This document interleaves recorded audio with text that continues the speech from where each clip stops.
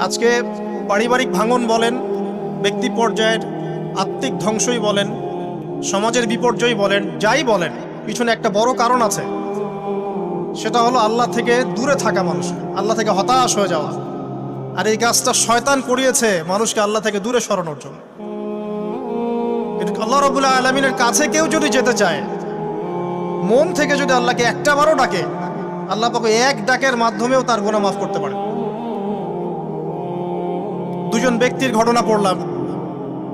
একজন ব্যক্তি প্রচন্ড রকম আবেদ, প্রচুর ইবাদত করে। আপনারা জানেন ইবলিসও কিন্তু আবেদ ছিল, ইবলিস কিন্তু প্রচুর ইবাদত করেছে। এখন ওই ব্যক্তির একজন বন্ধু ছিল, এটা বানু ইসরাইলের ঘটনা। তো সেই বন্ধু পাপী ছিল, বিভিন্ন কবিরা গুনাহ করত। আর এই আবেদ ব্যক্তি বারবার তাকে নসিহত করত, গুনাহ ছেড়ে দাও, তুমি পাপ করছো, গুনাহ ছেড়ে দাও। তখন সেই ব্যক্তি যে পাপ করছে সে বলতো যে আল্লাহ কি তোমাকে আমার রক্ষক বানিয়েছেন? আল্লাহ কি তোমাকে আমার উপর দারোগা বানিয়েছেন?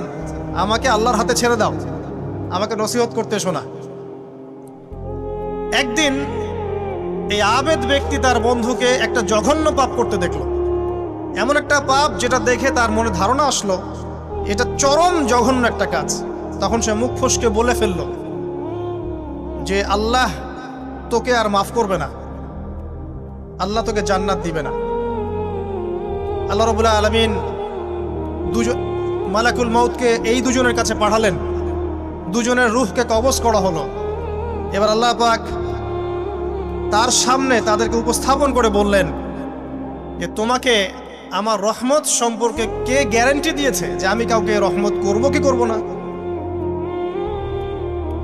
যাও, আমি তোমাকে জাহান্নামে পাঠালাম, ওই ব্যক্তি যে আমার রহমত প্রত্যাশা করেছে আমি তাকে জান্নাত দিয়ে দিলাম। দেখুন, এই হাদিসটা শুনলে মনে হয় বাহ্যিক হয়তো বা মুখের একটা কথার কারণেই সে জাহান্নামে চলে গেল। আসলে বিষয়টা এমন হয়। বিষয়টা আমি আপনাকে বোঝাচ্ছি। বিষয়টা হচ্ছে ইবলিসের মতো। ইবলিস কিন্তু শুধু মন থেকেই বলেনি যে খলাকতানি মিন নার ওয়া খলাকতাহু মিন তিন, আমি কেন তাকে সিজদা করব আদমকে? আদম তো মাটির তৈরি আর আমি তো আগুনের তৈরি। এটা ইবলিসের শুধু মৌখিক স্টেটমেন্ট ছিল না, কারণ কি ছিল? আবা ওয়াস্তাকবার, সে উদ্ধত হয়েছিল, অহংকার প্রদর্শন করেছিল। ভিতর থেকে ইন্টারনালি সে অহংকারী ছিল, সে আন্ডার এস্টিমেট করে কথাটা বলেছে, শুধু মৌখিকভাবে বলে নাই। কিন্তু ঠিক এই ব্যক্তির ঘটনা এমনই, সে মন থেকে অহংকারী হয়ে উঠেছিল, যদিও বা সে আবেদ ছিল।